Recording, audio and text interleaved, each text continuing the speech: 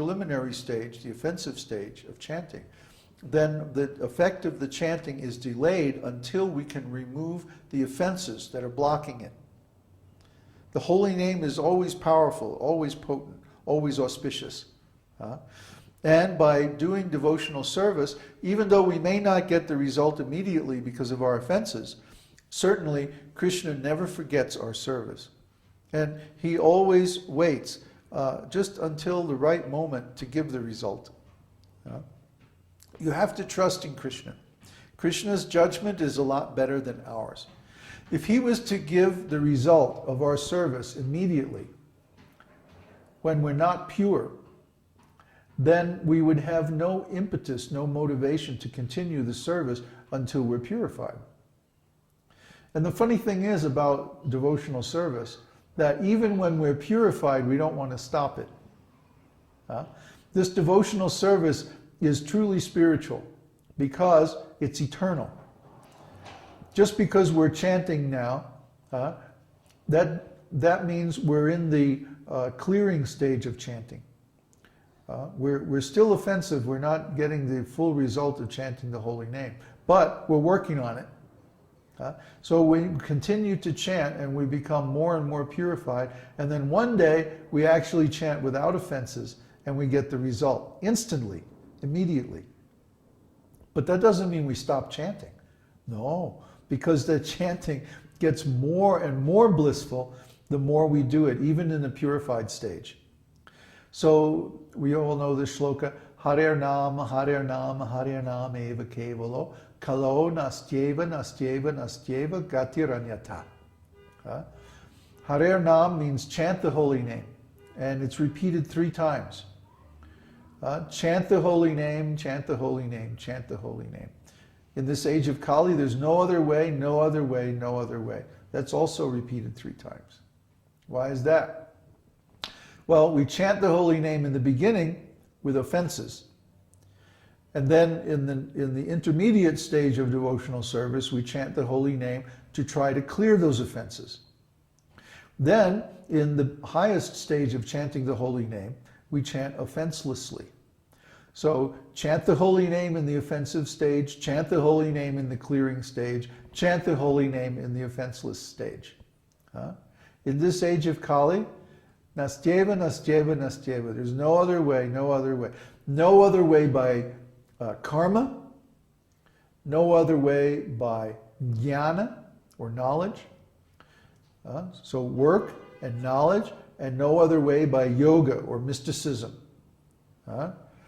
Simply by performing material work, or by trying to attain speculative knowledge, or by cultivating mysticism, we cannot attain the liberation that we're all after. These methods are only preliminary. They're only preparatory. They qualify us to chant the holy name nicely, but they can't give the result of chanting the holy name. Only the chanting process itself can give that result. That's why eva kevalam is stated. Only pure chanting of the holy name can actually give us the result that we're looking for, which is complete cessation of material misery and eternal engagement in the service of the Lord. That will make us happy. These other things, karma, jnana, yoga, they won't make us happy. Maybe temporarily we get a little happiness, but in the long run, no. Because why? They're material. Certainly karma is material, and jnana is also material, because even we may cultivate so much knowledge, but when we have to change the body, we lose it all. And yoga is also material, even though yogic powers are subtle, they're based on the mind. So these 3 things cannot help us. Nastyeva, nastyeva, nastyeva. Not this way, not that way, not the other way, but Harinam eva kevalam. Pure chanting of the holy name exclusively will really give us what we're looking for. And that's the meaning of supreme auspiciousness. Mangalam param. When we chant his holy name, that is the supremely auspicious thing, because that will give us the best result in the future. Is a question? Conor is saying, this is very helpful. Thank you, thank you, thank you. Well, we're glad to help out. So, if there's no other questions, we'll move on. Okay, Florian? When the jivas are in the spiritual world, and they are in yoga maya or spiritual illusion, so does this mean that they perceive Krishna's real form directly, or are they also in illusion like the gopis? Krishna is dancing with the gopis, they all think they are Krishna is just dancing with one of them at a time. Well, the difference between material illusion and spiritual illusion is that spiritual illusion is real. Okay? Nobody can conceive of Krishna's real form because Krishna is unlimited. Our intelligence, our consciousness are limited. So we can only see a part of Krishna's real form. So Krishna creates like an unlimited number of virtual realities for each of his devotees in the spiritual world. And he manifests in those realities in just the way that is perfect for that particular devotee. So like Florian was mentioning, when he dances with the gopis, he creates innumerable forms to be with each and every gopi individually. And the gopis can only see the form of Krishna that's with them. They can't see the other forms of Krishna. That's what's meant by yoga maya. But all of those forms are eternal. So they're real. When we think of maya or illusion, we think of something as unreal. In this material world, that's certainly so. But in the spiritual world, the forms of Krishna are all eternal, and so they're fully real. So could it be that somebody perceives Krishna in the way that Krishna is described in the scriptures, and some other jiva sees him in a completely different way? That's right. Krishna can manifest any kind of a form according to the needs of the relationship with that particular devotee. He's not limited by the categories described in the scripture, because the scripture is also limited. Like it's described that in this material world, in the earthly planets, the Mahabharata has, I think, 400,000 verses. But in the heavenly planets, it has 800,000 verses. And in the planets of the sages, it has 1,200,000 verses. You see?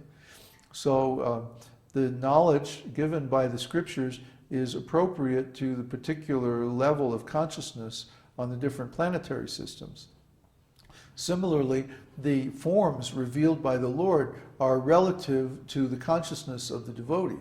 The more developed consciousness the devotee has, then the more detail and richness and completeness the Lord reveals in his form to that devotee. Is there another? Are those different forms dancing with the gopis distinguishable? By whom? Distinguishable by whom? Who has enough intelligence to see all those forms, to distinguish them? See, the spiritual world is subjective, because everything spiritual is subjective, because consciousness is ineluctably subjective. Consciousness is always subjective. I can't see the contents of your consciousness. You can't see the contents of my consciousness. We can talk about it and exchange information, but we can't exchange experiences. My experiences are only for me. Your experiences are only for you. So Krishna reveals himself to each devotee differently according to the appropriateness of their relationship. Nobody can see how Krishna is revealing himself to somebody else. I mean, unless Krishna wants him to see, I suppose.